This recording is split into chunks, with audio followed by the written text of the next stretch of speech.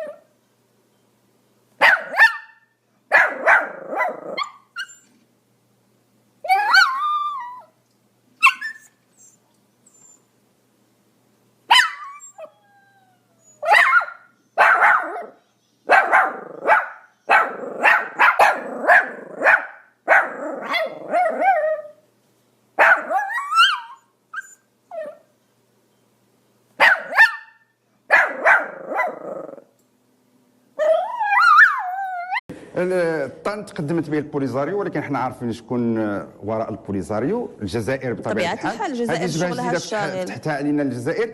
في نظركم الى متى وحنا هذا ما يسمى بالجاره الشقيقه يعني